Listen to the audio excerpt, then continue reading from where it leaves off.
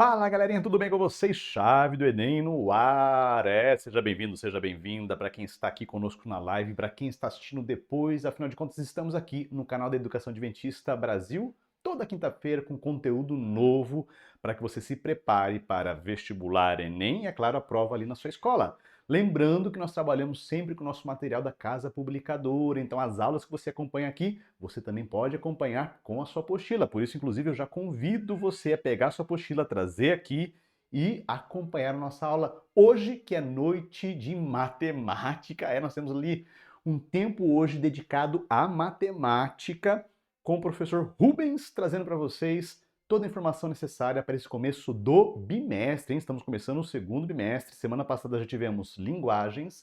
Hoje, inclusive, depois da live de matemática, tem a correção dos exercícios de língua portuguesa, língua inglesa e literatura. Então não saia daí depois da live. E lembrando que na live de hoje também nós temos, depois da aula de matemática, aquela dica de ouro, a chave de ouro para o Enem. Nós teremos o professor Tuts falando sobre redação.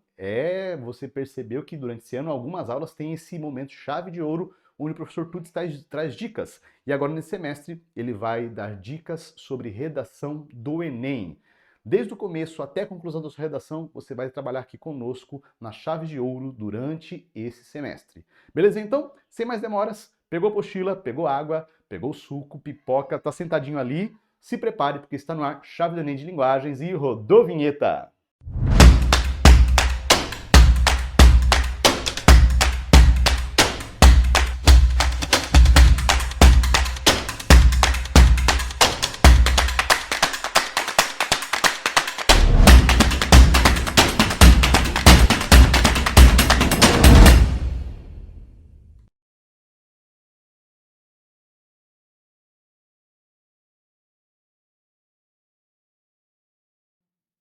Olá, meu aluno, tudo bem com você? Vamos iniciar mais um semestre. Aqui é o professor Rubens e eu te dou as boas-vindas para a nossa aula. Preparado? Curtiu as férias? Descansou? Então pega teu material, pega tua apostila, deixa tudo bem pertinho que agora chegou o momento especial que nós vamos estudar. E o assunto de hoje, o que nós temos para hoje, professor Rubens? Hoje nós temos sistema de equações lineares do primeiro grau. Nós vamos falar um pouco do método da adição, da substituição para sistemas 2x2. Vamos falar também sobre o método escalonamento para sistemas 3x3 ou n por n, como você queira estudar. Beleza? Preparado? Aperta os cintos e vamos nessa, porque agora vem conteúdo de qualidade para você. Ok, vamos começar primeiro definindo o que seria equações lineares. A gente precisa primeiro ter uma base bem clara e bem concisa do que é uma equação linear. Porque se vamos estudar sistemas de equações lineares, a gente precisa ter em mente muito claro o que é uma equação linear. Então a gente vai definir uma equação linear como toda equação que pode ser escrita da seguinte forma, e eu grifei ali para vocês verem. A1x1 mais, A2x2 mais, A3x3 até o teu ANxN. Tudo isso igual a um valor B qualquer, já que se trata de uma equação, ok? Professor, o que seria esses A1s aí, A2, o que seria esse B, o que seria esse X1, X2? Vamos definir e dar nome aos bois. O nosso A1 até o nosso AN, eles são os números reais, que a gente vai denominar ele de coeficiente. Então, a partir de agora, quando eu falar coeficiente, lembre-se desses A1, A2, A3 até o seu AN. O B, ele é o número real, que é chamado de termo independente da equação. É aquele valor que fica do lado da equação, tá? Da igualdade. O x1, x2, x3 até o xn, eles são as incógnitas da nossa equação linear. Então, pensa comigo o seguinte, se x1 e x2 representam valores incógnitas diferentes, significa que a gente pode dar outros nomes para esses x1, x2, x3. Exemplo, você pode chamar de x, y, z, como você queira chamar, desde que não seja igual, tá? Tem que ter uma diferença nas suas incógnitas. Obedeceu essa regra, nós vamos denominar de equação linear. Vamos para um breve exemplo, dois exemplos, do que seria uma equação linear. Por exemplo, nossa letra A, ela traz para a gente 2x1 menos 3x2 mais x3 igual a 5. Esse é um exemplo clássico do que é uma equação linear, pois ele possui três incógnitas, x1, x2 e x3, são diferentes entre si, e temos os nossos coeficientes. O primeiro coeficiente é o 2, o segundo coeficiente é o menos 3 e o terceiro coeficiente é o 1. Temos também o termo independente, que é o 5. Na alternativa letra B, nós temos ali x mais y menos e mais t igual a menos 1. Também é uma equação linear, só que aqui agora a gente tem 4 incógnitas, temos 4 coeficientes e temos um termo independente, que é o menos 1. Vamos falar de sistemas 2 por 2? Então agora a gente vai trabalhar com equações lineares. Vamos pegar duas equações lineares e vamos trabalhar com elas. Para a gente entender, vamos começar com um problema real. Eu tenho certeza que lá no seu 8º, 9º ano, você viu algo parecido com isso. O problema é o seguinte: em um estacionamento há carros e motos, totalizando 14 veículos e 48 rodas. Quantos carros e quantas motos há nesse estacionamento? Perceba que aqui a gente tem um problema muito clássico, onde vamos ter que chamar x, uma incógnita, para representar o número de carros no estacionamento. Y, a quantidade de motos no estacionamento. E se a gente parar para ver o problema bem calmamente, perceba comigo, se eu somar x mais y, nós vamos ter o total de veículos lá dentro. Neste caso, x mais y vai dar 14. E se a gente parar para pensar, quantas rodas tem um carro? 4. Então, se eu fizer 4 vezes x, eu consigo saber quantos carros tem dentro. E se eu fizer 2 rodas de motos e multiplicar pela quantidade de motos, que neste caso é y, a gente tem um total de motos. Então, se eu somo isso, eu consigo ter o total de rodas que há nesse estacionamento. Observe que agora eu tenho duas equações lineares. Eu tenho a primeira, x mais y igual a 14. Eu tenho a segunda, 4x mais 2y igual a 48. Aí que surge o nosso grande probleminha. Então, professor, a gente tem agora um problema de sistemas lineares, onde temos uma primeira equação e uma segunda equação. Os valores que eu vou encontrar de x e de y são iguais na primeira e na segunda? Sim, o valor que você achar para x na primeira precisa também satisfazer a segunda equação. Nós temos dois métodos muito clássicos de resolver, o método da adição e o método da substituição. Vamos iniciar pelo da adição, que eu julgo ser mais fácil, mas se você gosta da substituição, pode se aventurar tranquilamente aí, tá? A gente vai apresentar para vocês também. Como é que a gente faz o método da adição? Consiste em você cancelar uma das incógnitas, independentemente das equações. Eu escolhi a primeira equação, ok? Pensa comigo, eu vou cancelar a incógnita x. Para que eu possa cancelar a incógnita x, eu preciso que apareça o menos 4 na primeira equação, lá do ladinho do x. Por quê, professor? Porque quando eu fizer menos 4x e eu somar com o 4x de baixo, eles vão se anular. Então, obrigatoriamente, eu preciso ter o menos 4. Qual é a dica que eu vou dar para vocês? Presta atenção, anota essa dica no teu post-it que ela vai ser preciosa. Você vai escolher a incógnita que você quer cancelar. Fechou? Eu escolhi o x. Você agora vai observar qual é o comportamento daquela incógnita na equação de baixo. Como eu escolhi o x da primeira equação, eu vou analisar o x da segunda. Na segunda aparece 4x. Então eu preciso que apareça o mesmo 4 na primeira, com o sinal oposto. Neste caso, menos 4. Dito que eu descobri qual é o valor que eu vou encontrar para multiplicar, agora eu multiplico toda a minha primeira equação por menos 4x. Fazendo isso, eu encontro menos 4x, menos 4y, menos 56 na primeira equação. E agora eu vou somar os termos, por isso que o nome é método da adição. A gente soma termo a termo. Somando termo a termo, a gente fica ali com 0, 2y, que vai ser menos 4 mais 2, e menos 8, que é a soma de menos 56 mais 48. Resposta, a gente encontra que y é igual a 4. Só que não acabou por aí. Agora a gente pega esse valor que a gente encontrou e retorna na primeira equação para achar o valor de x. x mais y igual a 14. É a primeira equação que a gente descobriu. Vou pegar o 4 que eu determinei de y e vou jogar lá no lugar do y. Então, x mais 4 é igual a 14, x é igual a 10. Resolvi o meu problema. Então, a gente vai ter uma solução que vai ser um par ordenado. Grifa aí, por favor. Pega na tua apostila, pega um post-it e grifa lá. Par ordenado. A minha resposta será um ponto. E a gente vai ver que esse ponto vai ser muito importante na hora da gente fazer as nossas interpretações, tá? Método da substituição. Bem simples. Vamos pegar agora um outro exemplo onde eu tenho duas equações lineares. O método da substituição consiste em você escolher uma das equações lineares, pode ser a de cima ou a de baixo. Eu vou selecionar a de baixo e você vai isolar uma das incógnitas, ou seja, deixar de um lado uma incógnita, do outro os valores que você vai passar para o segundo membro.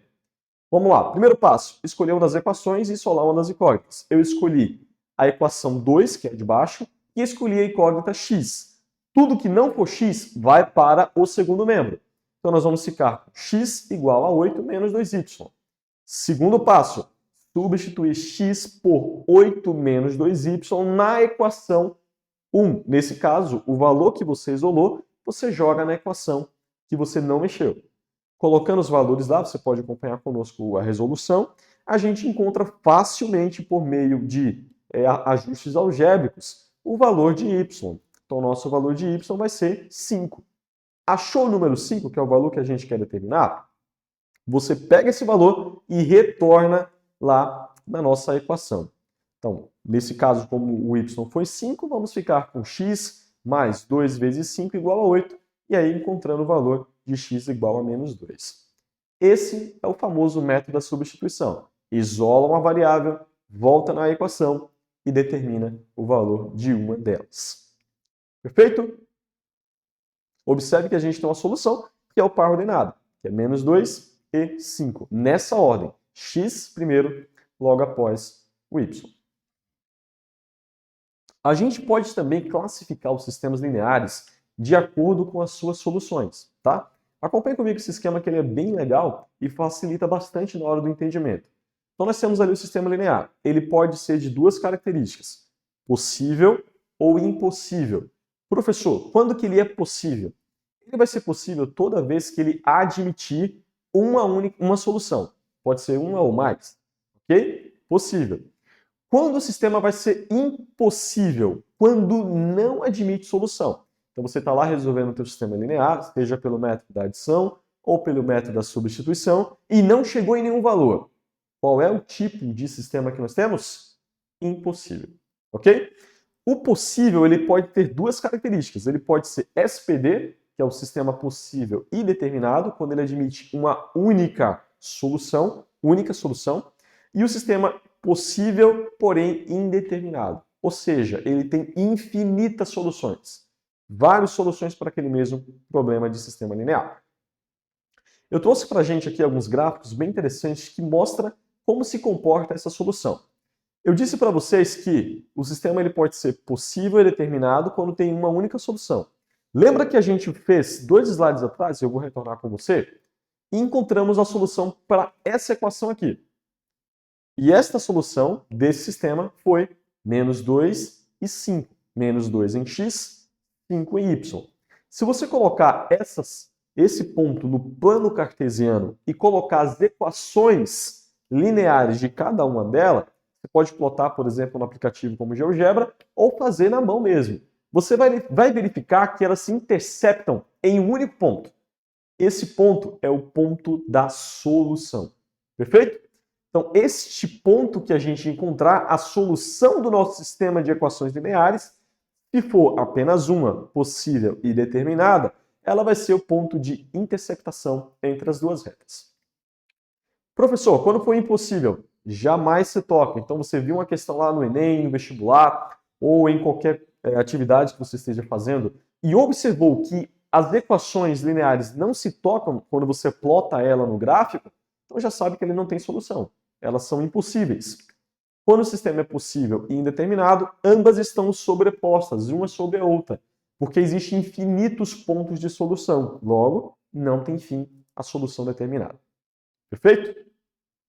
Vamos lá para o sistema de equações lineares n por n. Como assim, professor? Agora a gente vai trabalhar com sistemas que eles têm finitos números. Uma quantidade m e uma quantidade n. É muito grande, porém finita. Esse é o nosso exemplo. Ali a gente trabalhava com 2 equações, agora a gente pode trabalhar com 3, com 4, com 5, com 7, como você queira. Antes disso, eu quero que você pegue a tua água agora, dá uma respirada, para que a gente possa pensar um pouco na vida do que a gente acabou de fazer. Faz aquela bela e boa pausa para a água.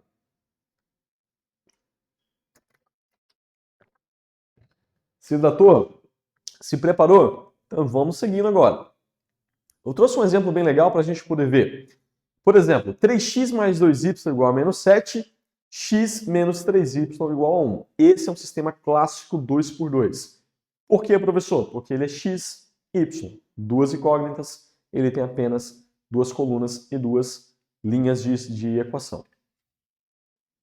Aqui a gente tem um sistema 3 por 3, que é o mais utilizado.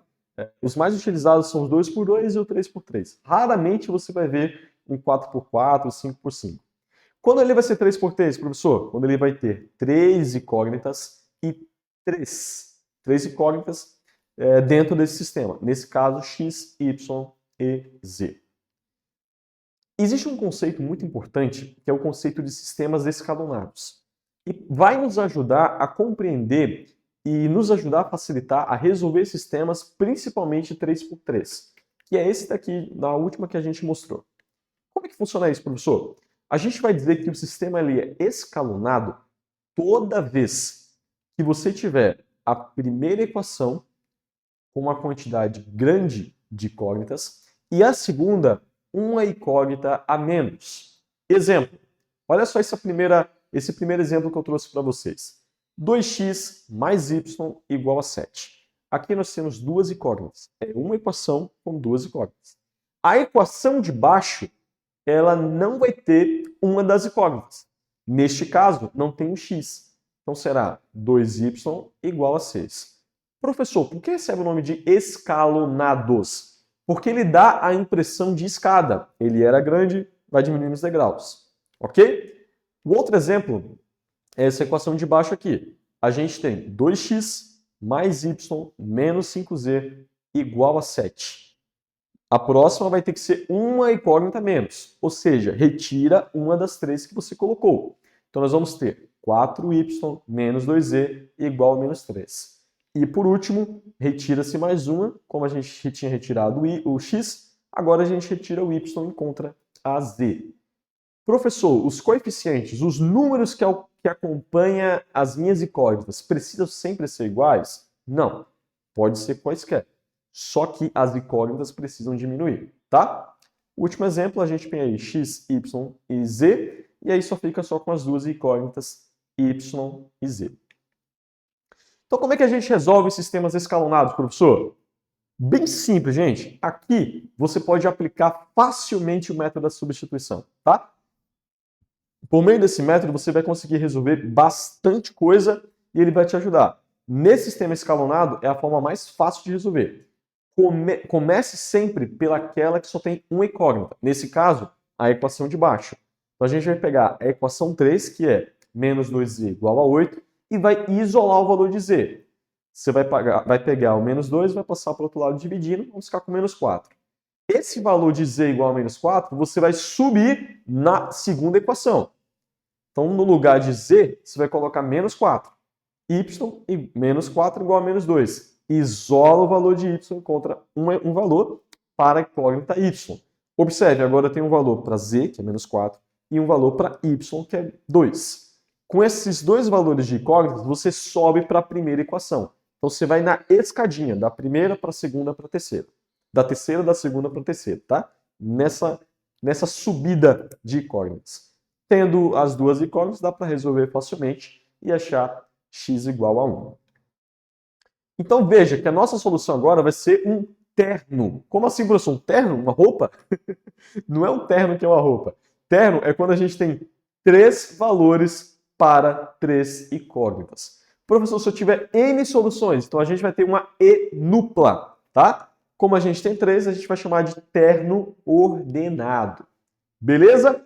Qual vai ser esse terno ordenado? Vai ser sempre na sequência. O valor de x, o valor de y e o valor de z. Então agora, professor, quando eu trabalhar com um sistema que ele não está escalonado, como é que eu vou resolver, então, a matriz, um sistema 3x3 que não está escalonado? De que forma a gente vai fazer isso? Observe, esse nosso sistema é totalmente diferente do sistema anterior, que é esse que eu acabei de plotar para vocês. Nesse sistema aqui, a gente não tem o escalonamento, não tem a escada, não tem a perda de incógnitas. Então, o que a gente faz? A gente usa um reajuste algébrico para escalonar esses caras. E a gente vai seguir uma sequência de passos. Preparado? Eu vou dar o passo a passo para vocês e no final vai estar todo plotado aqui no nosso slide. E você pode dar uma pausa e tirar um print dessa sequência de passos. Primeiro passo, a gente vai colocamos como a primeira equação aquela em que o coeficiente da primeira incógnita seja diferente de zero. Perfeito? Você vai escolher uma que o coeficiente seja diferente de zero. 2. A gente anula o coeficiente da primeira incógnita em todas as equações, com exceção da primeira, obviamente, tá? E a gente vai se substituindo ele até somar por uma outra e encontrar um número que seja conveniente. O passo 3 é deixar de lado a primeira equação, você vai deixar ela quietinha, não vai mexer nela, e vai mexer nos restantes. E repete o passo 1 e 2 até zerar as 3 partes de baixo. Passo 4. Deixamos de lado a primeira e a segunda equação e aplicamos o passo 1 e 2 de novo. Vou dar um tempinho para você printar a tela, tá? Printa em 1, 2, 3. Muito bem. Printou? Guarda essas informações com você porque vai ser bastante importante. Isso aí são informações que você não vai encontrar em qualquer lugar, só aqui no Chave do Enem.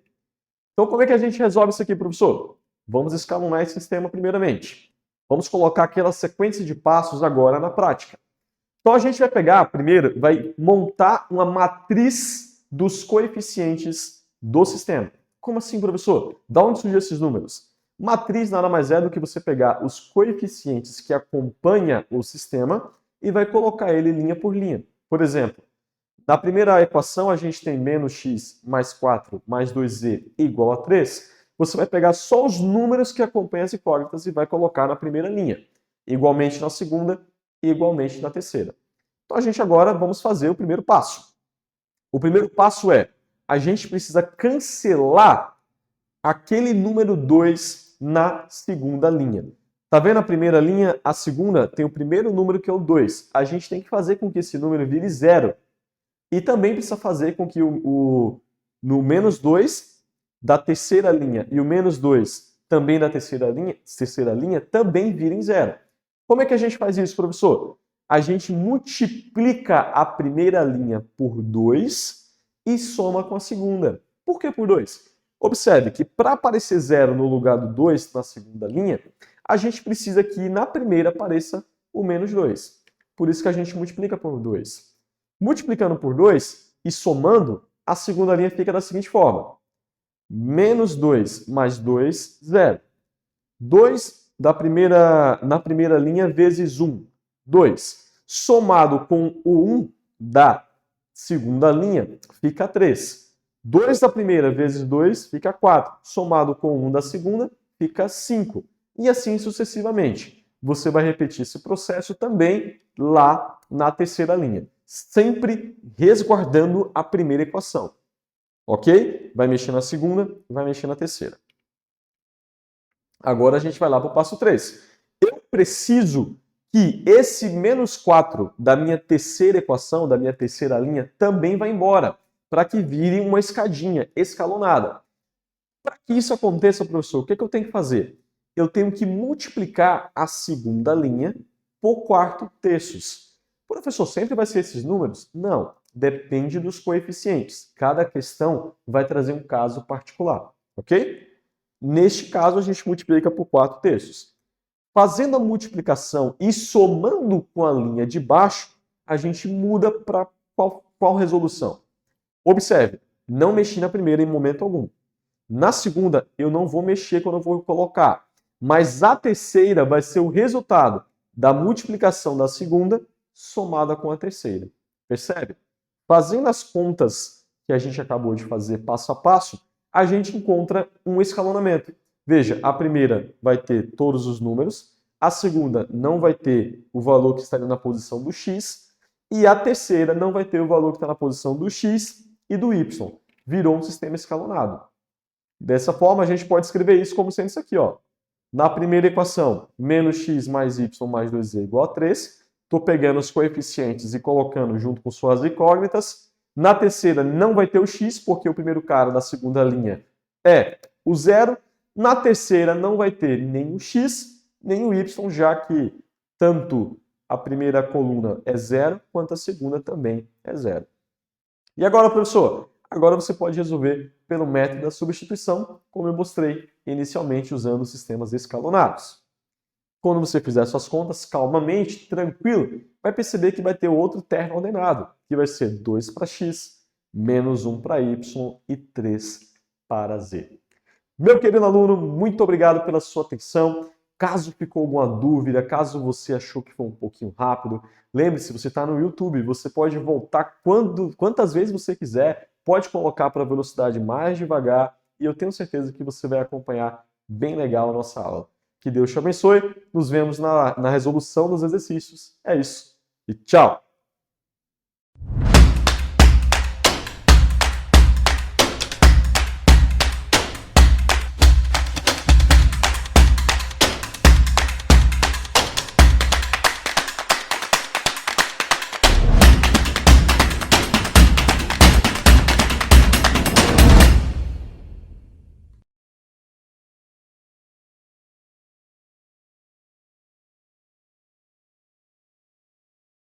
E aí, galera, gostaram da aula de matemática, hein? Tivemos ali um momento muito importante para você anotar, riscar sua apostila e se preparar. É o conteúdo da apostilinha que vai ser cobrado com certeza na sua prova também, além do Enem e do vestibular. Mas como eu disse para vocês, não sai daí, porque agora tem mais conteúdo. Depois da vinheta, você vai ficar com chave de ouro, primeira dica sobre redação no Enem. Anota aí, hein? Vamos falar sobre a introdução da redação no Enem. Dicas do professor Tuts. E depois da dica do professor Tuts, você fica com a correção dos exercícios da semana passada de língua portuguesa, língua inglesa e literatura. Aí sim, acabou a literatura, acabou nossa live e nos vemos na próxima semana com ciências da natureza, química, física e biologia. E não se esqueça, a partir do final dessa live, abre a lista de exercícios de matemática. Combinado então? Um forte abraço, não sai daí, rodou vinheta!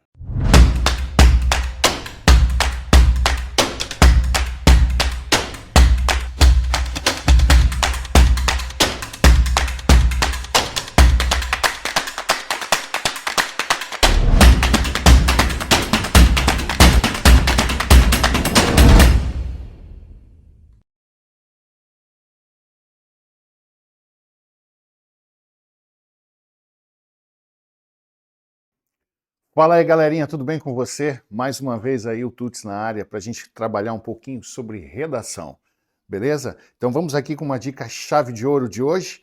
Vamos trabalhar como que nós entendemos e construímos a introdução do texto. Bora lá comigo? Papel e caneta aí. Vamos lá? Primeira coisa que eu quero que você perceba é entender a redação como 4 caixas, tá? Então hoje nós vamos trabalhar com uma caixa que se chama introdução, beleza? Então vamos imaginar aqui uma caixa. Perdão pelo desenho, porque isso aqui, gente, isso aqui tem que ser habilidoso para mexer com esse trem aqui, hein? Então olha lá, eu tenho uma caixa. Só que eu estou falando de uma caixa chamada introdução. Nós vamos escrever na introdução. Pensa que esse bloco aqui é a introdução, correto? Nós vamos escrever na introdução 3 blocos, então 3 caixas. Eu já te explico, só faz essas 3 caixas aí comigo, ok? Então aqui eu tenho 3 caixas. Então isso aqui nós chamamos de introdução, ok? Fechou isso comigo? Porque essas 3 caixas, cada uma dessas caixas aqui entenda como um período, tá? Então nós vamos escrever 3 períodos no mínimo na introdução, fechou? O que eu escrevo no primeiro período, Tuts? Nesse primeiro período, você vai colocar a sua contextualização, o seu contexto. Fechou? Ok? Então, um período. Nossa, professor, lembra, gente, o que é um período? Cara, toda vez que tu colocar um ponto, é um período. Fechou? Então, parágrafo, ponto. Um período. A partir desse ponto até o outro ponto, outro período. Beleza? Não é parágrafo. Beleza? Fechou? O que eu coloco no segundo período, Tuts? Nesse segundo período, você vai relacionar. Relacionar o quê? Contexto e tema. Ok? Então, nesse segundo bloco, tem que aparecer o tema da redação. Ok? Principalmente as palavras-chave do texto. Ok? Isso você já aprendeu, palavra-chave. Ah, eu não lembro qual que é a palavra. Ou você grava a palavra mais importante do tema ou os substantivos. Fechovski? Então vamos lá. O que eu coloco no terceiro bloco? No terceiro bloco, aqui você vai colocar a tese mais argumento 1 mais argumento 2. Fechou? Ok. Como que a gente liga tudo isso agora? Cara, isso aqui é importantíssimo. Tá? Lembra quando a gente tratou lá nas dicas da competência 4? Você percebe que essas caixas dentro desse bloco chamado introdução, ó, perceba que essas caixas estão todas desligadas uma da outra. Eu vou costurar essas caixas com conectivos. Então, nesse conectivo aqui, ó, ligando, terminando o ponto aqui para iniciar esse outro, você vai colocar assim, ó, nesse contexto. Ok? Nesse contexto, vírgula. Escreveu, fez a contextualização, ligou tema e o contexto seu. O que você vem aqui, pontuou, você vai colocar assim, ok? Aí você já considerou, então, toda a amarração do texto. E agora, tu explica para nós aí o que é essa tese, argumento 1, argumento 2. Vamos lá. Então, pensa comigo assim, ó. Toda vez que você precisar pedir alguma coisa, dentro do ambiente Enem, você precisa ter duas sustentações. É como se fosse assim, ó. Imagina um triângulo, ok? Um triângulo tem essa base e tem a ponta, correto? A ponta é a tese. Então, a tese, eu digo assim, ó, eu não gostei da aula do Tuts. Isso é uma tese, ok? Quando você diz assim, eu não gostei da aula do Tuts, você não pode chegar, eu não gostei, e alguém pergunta para você, por que você não gostou? Ah, porque eu não gostei. Isso não é argumento. Argumento é, eu não gostei da aula do Tuts, porque ele não domina o conteúdo e isso me prejudica para o Enem. Você percebeu que você deu uma tese, sustentou essa tese com argumento 1 e argumento 2? Então, aqui é o que nós chamamos da base 1, aqui a base 2. Aqui você sempre vai priorizar colocar uma causa e aqui você vai colocar uma consequência. Perdão da letra aí, hein? Consequência. Como assim, ó? A causa da tese, o porquê isso está acontecendo e o que vai percorrer, o que vai acontecer se persistir isso. Vamos lá, imagina que o tema da redação fosse cancelamento nas redes sociais. E aí a sua tese seja que o cancelamento nas redes sociais é um prejuízo à liberdade de expressão, ok? Por que é um prejuízo à liberdade de expressão? Vamos para o argumento 1, porque ele não leva em consideração a lei constitucional, ok? A causa. E não levar em consideração a lei constitucional, o que isso causa? Qual é o problema disso? O que leva a isso? Leva as pessoas não terem mais o quê? Empatia, as pessoas se odiarem, entendeu? Você liga a sua tese, argumento 1, argumento 2. Fechou? Então vamos fazer um apanhado geral dessa dica de hoje, chave de ouro de hoje. Vamos lá? 3 bloquinhos na introdução. No primeiro você vai ligar ali com nesse contexto, ok. Agora você liga esse contexto que você colocou lá e você liga com o tema, coloca a sua tese no terceiro bloco, argumento 1, argumento 2 e fechou. E na próxima aula eu te conto o que você faz com argumento 1, argumento 2. Valeu? É o Tuts contigo aí, vamos lá, Enem é 1000. Valeu?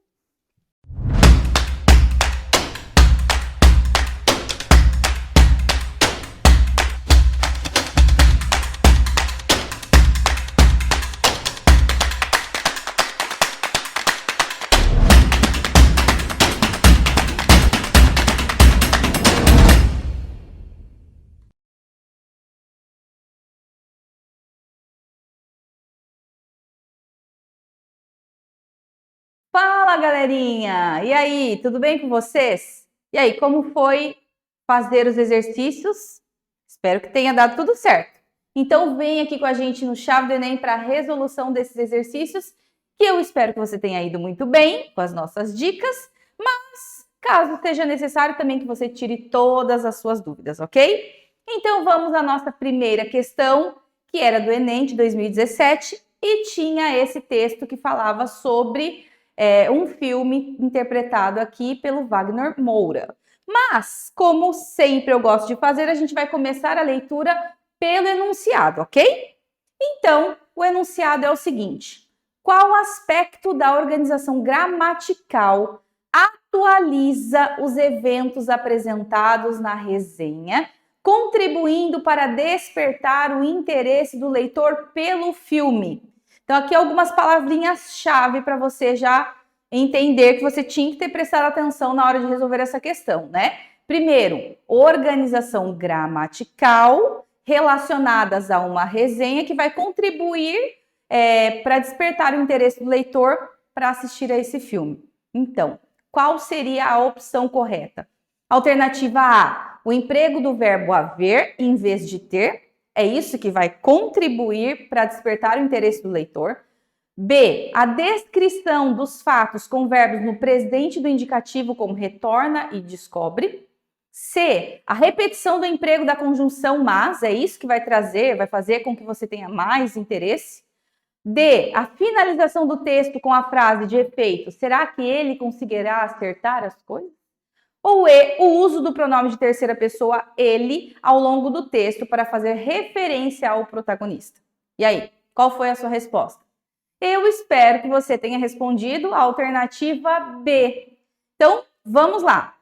Por que é a alternativa B? Primeiro, porque ela tem ali algum aspecto de organização gramatical. Então, está falando ali dos verbos, uso dos verbos no presente do indicativo, né? Modo indicativo, tempo presente. Como retorna e descobre, dando uma certa dinamicidade para aquilo que estava sendo dito, como se aquilo estivesse acontecendo naquele momento, tá? Então, por isso que seria a alternativa B. Já, por exemplo, a alternativa A, a troca do verbo haver por ter, não é isso que vai te despertar o interesse, muito menos a repetição do emprego da conjunção mas.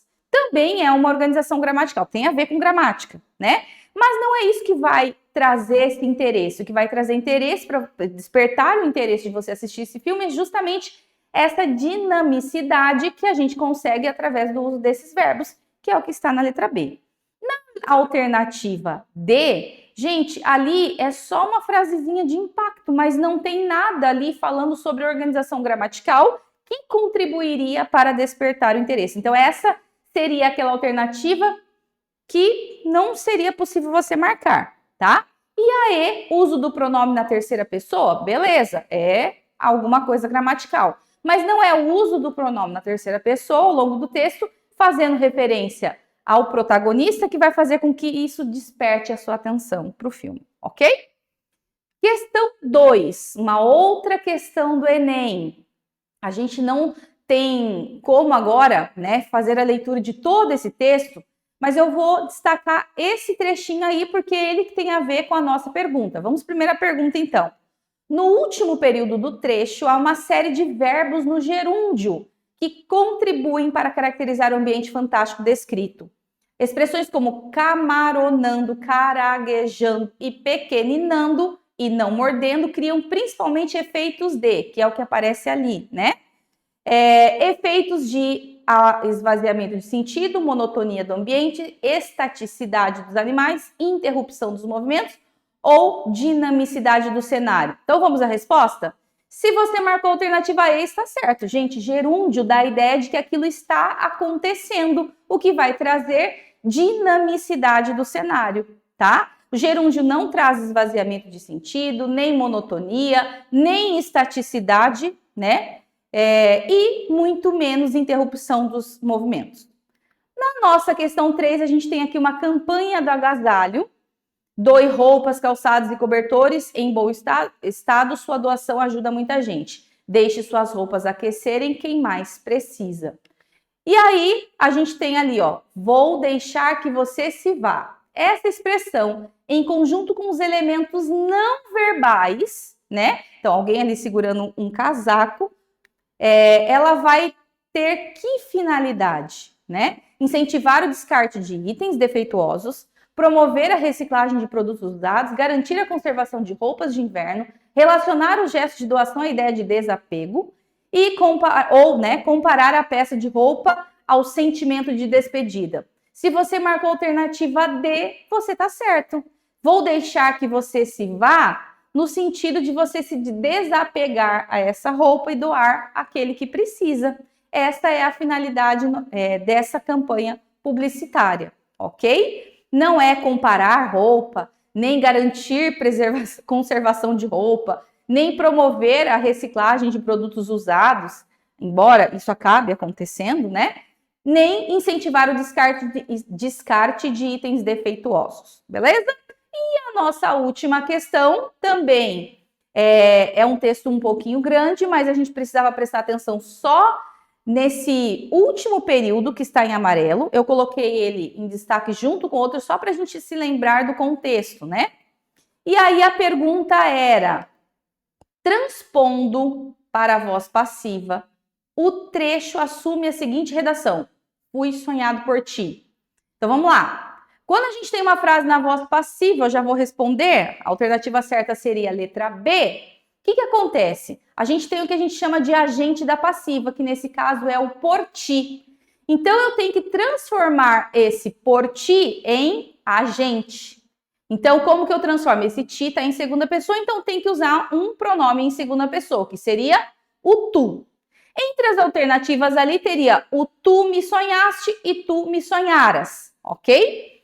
Só que o me sonhaste estaria mais adequado ao uso dos verbos relacionados àquele contexto de uso, tá?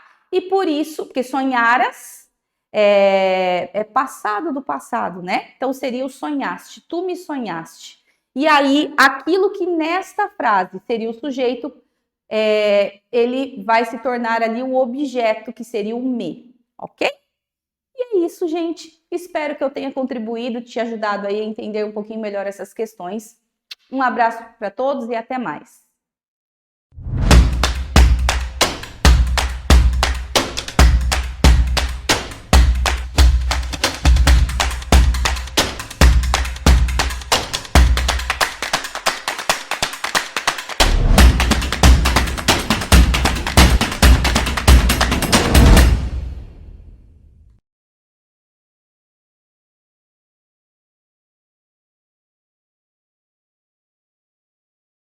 Hey everybody, I'm back!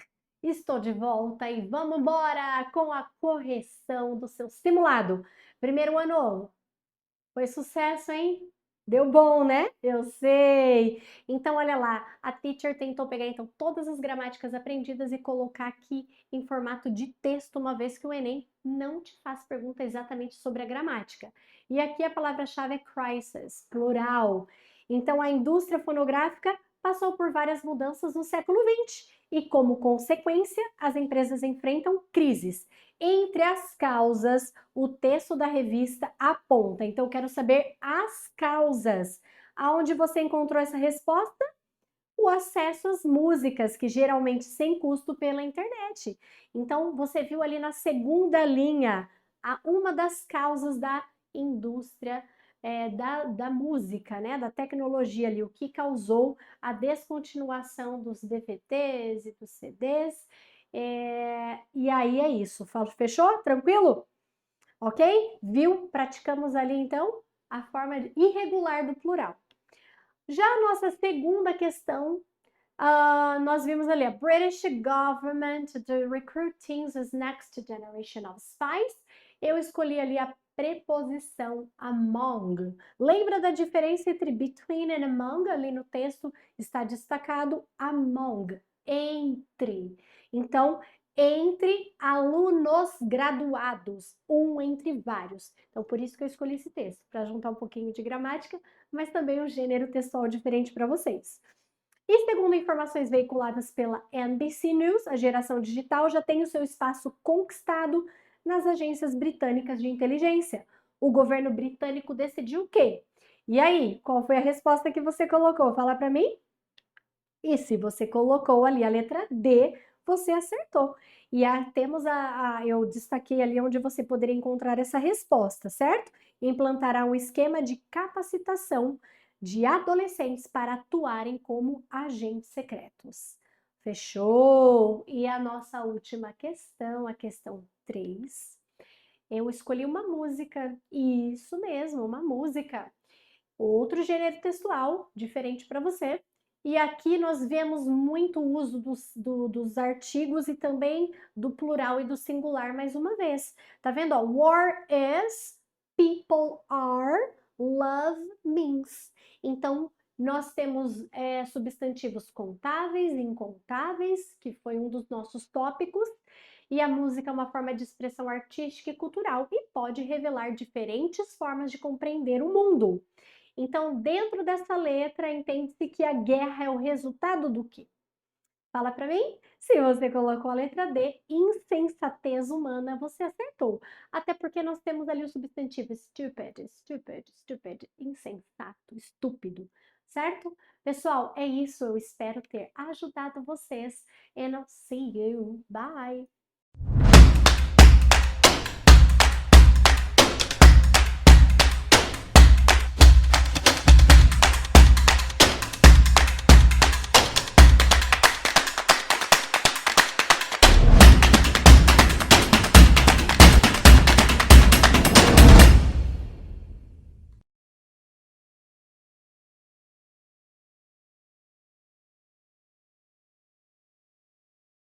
Olá, estamos aqui hoje para resolver os exercícios que você fez aí no chave do Enem, no simulado. Então vamos para a questão 1, é uma questão do Enem, tá? Do Gregório de Matos, O Boca do Inferno. Então nós temos aí um poema. Quantos há que os telhados têm vidrosos e deixam de atirar sua pedrada da sua mesma telha receiosos? Adeus praia, adeus ribeira, de regatões tabaquista, que vende gato por lebre, querendo enganar a vista.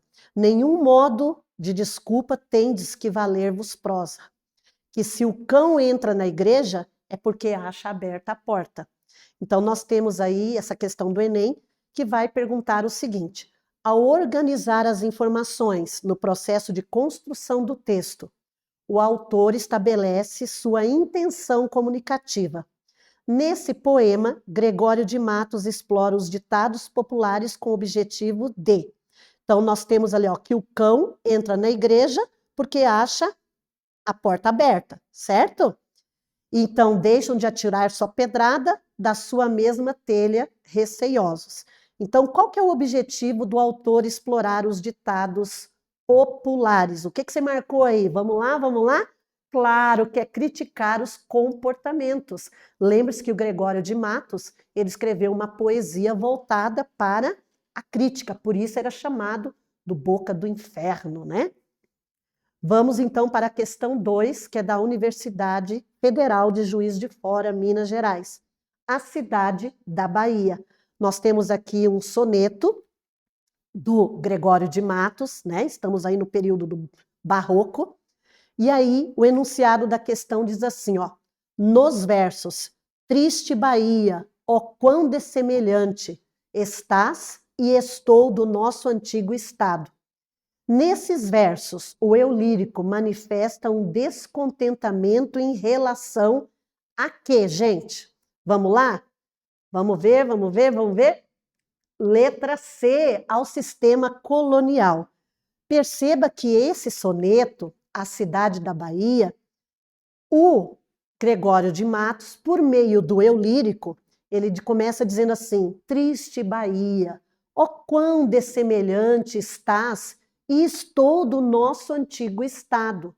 Pobre te vejo a ti, tu a mim empenhado, rica te vi eu já, tu a mim abundante. Então vejam que ele está falando o quê? De um sistema colonial que se transformou em mercantilismo, né? Agora nós temos ali a Bahia tomada por comércios, pelo mercado, né? Pelo comércio mercantil. Beleza, gente? E a última questão é da Universidade Estadual do Amazonas. Leia o trecho do Sermão do Bom Ladrão de Antônio Vieira, proferido em 1655. Lembra-se que o Sermão do Bom Ladrão é um dos sermões mais famosos aí do Padre Vieira.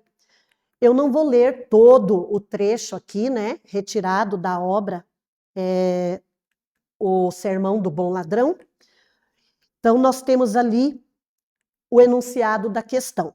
Depreende-se do sermão que o bom ladrão se salvou, porque além de arrepender-se, o que você marcou? Vamos lá? Vamos lá? A resposta é a letra C.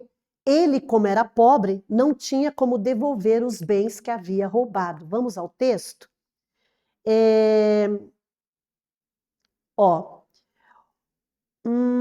Aqui, ó, não é verdadeira penitência, senão simulada e fingida, porque se não perdoa o pecado sem se restituir o roubado. Quando quem o roubou tem possibilidade de restituir. Esta única exceção da regra foi a felicidade do bom ladrão, e esta a razão por que ele se salvou. Por quê? Porque ele não tinha condições de restituir aquilo que ele havia roubado. Certo, gente? Então, por hoje é isso. Espero que você tenha ido bem, hein? Que você tenha acertado as 3 questões. Beleza? Então, a gente se encontra daqui um pouquinho para correção de outros aí daqui uns dias, para correção do outro simulado. Até já. Beijos!